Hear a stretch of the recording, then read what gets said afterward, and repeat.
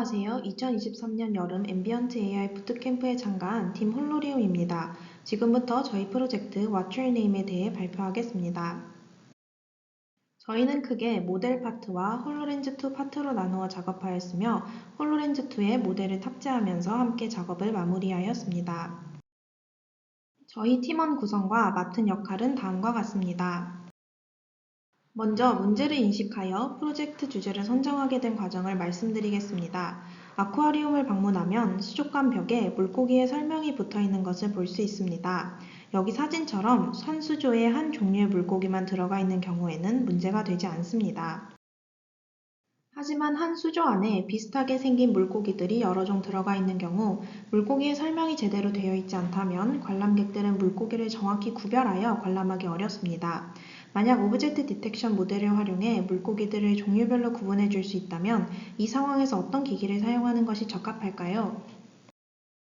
관람객 입장에서 두 손이 자유롭지 못하다는 것은 상당히 큰 제약입니다. 코랄보드, 스마트폰과 같은 엣지 디바이스를 사용할 수도 있지만 두 손이 자유로울 수 있다면 관람이 더욱 편리해질 것입니다. 따라서 저희는 홀로렌즈의 오브젝트 디텍션 모델을 적용하면 좋겠다고 판단하였습니다. 홀로렌즈에 대해 간략하게 설명드리겠습니다. 이 기기는 마이크로소프트에서 개발한 믹스드 리얼리티 바탕의 기기로 퀄컴의 스냅드래곤 850 컴퓨터 플랫폼과 2세대 HPU가 탑재되었습니다. 홀로렌즈의 최대 장점은 우선 두 손의 움직임이 제한되지 않는다는 것입니다. 이 기기로 수족관에 대한 자세한 설명을 보고 들으면서 두 손으로는 다른 작업들을 할 수 있습니다. 개발을 위해 먼저 아키텍처 디자인을 모델과 홀로렌즈 앱으로 나누었습니다. 모델 파트에서는 학습에 필요한 이미지를 수집하고 라벨링한 다음 전처리 및 증강 처리를 마치고 미리 학습된 모델에 재훈련을 시키는 방식으로 진행하였으며 홀로렌즈 파트에서는 이미지가 들어오면 모델을 통해 추론이 끝난 최종 이미지를 화면에 더 씌워주는 앱을 개발하였습니다. 우선 모델 선정은 리얼타임 오브젝트 디텍션을 수행할 수 있는 욜로, SSD, FPN, 파넷, 이피션트 댓 등의 모델 중 코코 데이터셋에 대해 가장 높은 성능을 보이는 욜로 모델을 이용하기로 결정하였습니다. 욜로를 선택한 이유는 욜로가 욜로 V7 타인이라는 경량화 모델을 지원함으로써 엣지 디바이스에서 작동하기가 유리하기 때문에 홀로렌즈에 적용하기 적합한 모델이라고 판단했기 때문입니다. 욜로 V7과 욜로 V7 타이니의 레이어 수, 파라미터 수, 사이즈에 대한 비교는 다음과 같습니다. 인풋 사이즈는 160 x 160, 320 x 320을 선택하였습니다. 이렇게 모델 선정을 마친 후 모델 학습에 필요한 물고기의 종류들을 파악하고 데이터셋을 만들기 위한 사전 조사를 진행하였습니다. 이를 위해 8월 2일 코엑스 아쿠아리움과 롯데월드 아쿠아리움에 방문하여 답사를 진행하였습니다. 아쿠아리움 답사 결과를 바탕으로 다음과 같이 3개의 수조에 대하여 총 7종의 물고기 데이터를 수집하기로 결정하였습니다.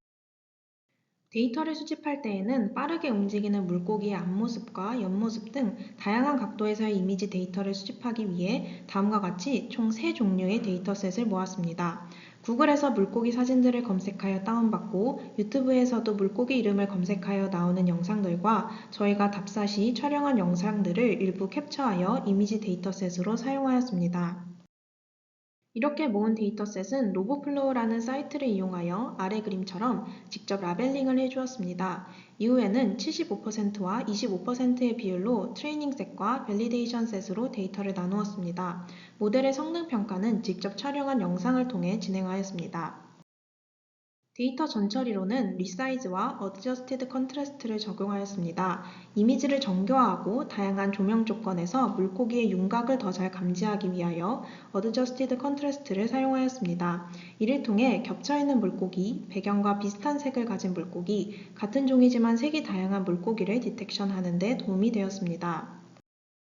데이터 증강에는 플립, 로테이션, shear, brightness, 블러, 모자익을 적용하였습니다. 다양한 방향으로 움직이는 물고기와 사람의 시점을 고려하여 플립, 로테이션, shear를 수저별로 다른 조명 상황을 고려하여 brightness와 블러를 적용하였습니다. 마지막으로 일부가 가려진 물고기에 대한 모델의 성능을 높이기 위해 모자익을 적용하였습니다. 다음은 데이터 전처리와 증강 여부에 따른 모델별 성능 실험 결과입니다. 인풋 사이즈 320 x 320에 대한 욜로 V7과 욜로 V7 타이니, 인풋 사이즈 160 x 160에 대한 욜로 V7 타이니의 프리시전, 리콜, MAP 수치입니다. 욜로 V7 대비 욜로 V7 타이니에서 성능 저하가 있었지만 전처리와 증강 처리를 거친 후에는 성능 차이가 크지 않았습니다. 또한 이미지 사이즈를 320 x 320에서 160 x 160으로 줄였을 때에도 전처리와 증강 처리를 거친 후 성능 차이는 크지 않았습니다. 지금부터는 홀로렌즈의 모델을 탑재하기 위해 사용한 오닉스 플랫폼에 대해 설명드리겠습니다. 오닉스는 서로 다른 DNN 프레임워크 환경에서 모델 동작이 가능하도록 하는 공유 플랫폼이며 전환이 용이하고 효율적인 장점이 있지만 톨치 텐서가 기술이라는 점과 구현 방식의 차이, 일부 텐서 패턴은 지원하지 않는 단점이 있습니다. 저희는 홀로렌즈2의 모델을 탑재하기 위해 오닉스로 모델을 변환하였습니다. 욜로는 앵커박스마다 확률과 클래스를 제공하는데 넌 맥시멈 서프레션을 통해서 중복되는 박스들을 제거합니다. NMS까지 오닉스 모델로 탑재하려면 엔비디아 GPU가 필요한데 홀로렌즈에서 지원하지 않으므로 NMS를 제외한 오닉스 모델로 변환하고 NMS는 앱에서 직접 구현하기로 하였습니다. 오닉스로 변환한 후 기존 파이톨치 모델과 성능 차이가 있는지 확인하였습니다. 그 결과 인퍼런스 타임은 2배, NMS 타임은 6배 증가하였습니다. NMS 타임이 크게 증가한 이유는 오닉스 모델에서 NMS를 구현 시 오픈CV 기능을 활용해 CPU 상으로 동작하게 하여 증가한 것으로 예상됩니다. 하지만 변환 후 가중치 차이도 문제없음을 확인하였습니다. 다음으로 저희 어플리케이션은 다음과 같이 4단계로 구성하였습니다. 우선 사용자가 보고 있는 장면을 홀로렌즈의 카메라를 통해 이미지를 저장하고 이를 오닉스 모델의 인풋으로 하여 유니티 바라쿠다를 통해 추론을 진행합니다. 생성된 아웃풋 중 NMS를 통해 유용한 것만 골라내고 라벨의 3D 공간상의 위치를 계산한 뒤 이를 홀로그램으로 띄웁니다. 하지만 저희는 프로젝트를 진행하던 중 큰 문제 하나를 발견했습니다. 바로 앞서 말씀드린 일련의 과정들이 홀로렌즈의 CPU에서는 너무 느리다는 것입니다. 한 장면에 대해 라벨을 생성하는 데에 3.6초의 딜레이가 발생하였고 결론적으로는 특히 두세 번째 과정인 인퍼런스와 NMS는 콜앱 GPU에서는 9ms, 1.4ms이 걸렸지만 홀로렌즈에서는 각각 대략 1.6초가 소요되었습니다. 우선 각 과정에 대해 소요 시간을 측정한 결과는 이와 같습니다. 인풋 데이터를 생성하는 데 0.3초, 인퍼런스와 NMS에 각각 1.6초가 걸렸고 레커그니션을 띄우는 데에는 0.1초보다 적은 시간이 소요되었습니다. 따라서 딜레이의 가장 큰 비중을 차지하는 인퍼런스와 NMS 간 어떠한 영향이 존재하는지 확인하고자 인퍼런스 혹은 NMS 과정을 제외하여 애플리케이션을 실행해 보았고 약간의 시간 차이는 발생하였으나 처리 시간 측면에서 두 과정 사이 큰 디펜던시는 없다고 판단했습니다. 저희는 이 문제를 해결하기 위해 병렬화, 모델 변경, 원격 서버 이용이라는 세 가지 방안을 생각했습니다. 하지만 엣지 디바이스에서 동작하게 만드는 본 부트캠프의 취지를 고려하여 원격 서버 이용을 제외한 두 방안을 시도했습니다. 저희는 우선 병렬화를 시도했습니다. 하지만 프로그램이 이미 비동기식으로 작동되고 있었고 유니티에서 멀티 프로세싱은 지원하지 않아서 시간이 가장 많이 소요되는 NMS를 병렬 처리하도록 시도했습니다. 그 결과 메모리 문제로 인해 프로그램이 도중에 중단하는 것을 확인하였고 따라서 두 번째 방안인 모델 변경을 시도하게 되었습니다. 처음 사용하였던 욜로 V7 타이니 320 x 320의 인풋 사이즈를 줄여 욜로 V7 타이니 160 x 160으로 변경하였습니다. 그 결과 인퍼런스 타임은 1.6초에서 1.4초로 근소하게 줄어들었지만 인퍼런스의 결과로 나온 바운딩 박스의 수가 6,300개에서 1,575개로 감소하면서 NMS 시간 역시 1.6초에서 0.4초로 줄어 큰 수확을 얻을 수 있었습니다.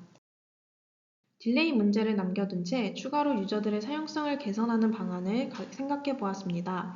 물고기의 이동 속도가 빠르다는 점을 고려하여 라벨이 물체를 트래킹하는 방식은 라벨이 올바르지 않은 위치에 생성되는 문제를 악화시킬 것이라고 판단하였고 그 결과 라벨이 잠깐 동안 나타났다가 사라지는 방식으로 디텍션 결과를 보이도록 했습니다. 지금부터 직접 코엑스 아쿠아리움에 다시 방문하여 앱을 시연한 결과들을 보여드리겠습니다. 두 수조의 총 5종의 물고기에 대해 시연하였으며 아래의 사진들을 보았을 때 5종의 물고기 모두 잘 분류하고 감지하여 라벨링하는 것을 확인할 수 있습니다. 아래의 두 영상을 통해 시선의 움직임에 맞추어 물고기 라벨의 위치가 잘 유지되고 있음을 볼 수 있습니다. 또한 아래의 두 영상을 통해 여러 마리의 물고기에 대한 라벨을 한 번에 잘 생성하는 것을 확인할 수 있습니다. 다음은 수조 전체의 모습을 찍은 시연 영상입니다. 차례로 보여드리겠습니다.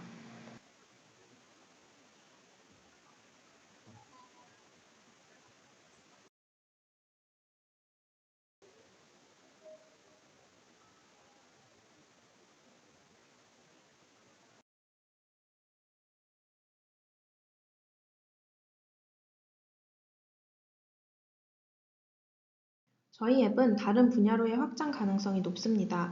대표적으로 현재 미군에서 홀로렌즈를 활용하여 배치된 환경을 더욱더 정확하게 파악하는 용도로 사용하고 있습니다. 미군에 완전히 도입되기까지는 발전해야 할 사항들이 많지만 충분히 가능성이 있는 분야입니다. 이 외에도 수술이나 검진 시에 의사가 환자한테 진단하는 용도로 활용될 수 있고 공장이나 건설 환경에서 품질 관리하는 용도로도 활용될 수 있습니다. 이번 프로젝트를 통해 느낀 홀로렌즈의 가장 큰 한계점은 하드웨어였습니다. 홀로렌즈에 GPU가 탑재되어 있지만 3D 그래픽을 구현하는 데 리소스가 다 사용되기 때문에 딥러닝 모델을 돌렸을 때 속도 저하가 발생하였습니다. 라벨링 또한 일부만 지정되었는데 마이크로소프트에서 자체 개발한 HPU 칩의 전력 소모량이 커서 메모리 사용에 제한이 걸린 것으로 추정됩니다. 이러한 하드웨어의 한계점을 개선하기 위해 딥러닝 연산을 서버에서 진행하거나 지정한 물고기에만 라벨링을 적용하는 방법을 사용할 수 있습니다. 참고 문헌은 다음과 같습니다. 앞으로 홀로렌즈와 같은 XR 기기의 발전이 가속화되어 일상생활 속에서도 XR 기기와 인공지능을 접목한 편리한 기능들이 생겨나기를 기대합니다. 발표를 경청해 주셔서 감사합니다.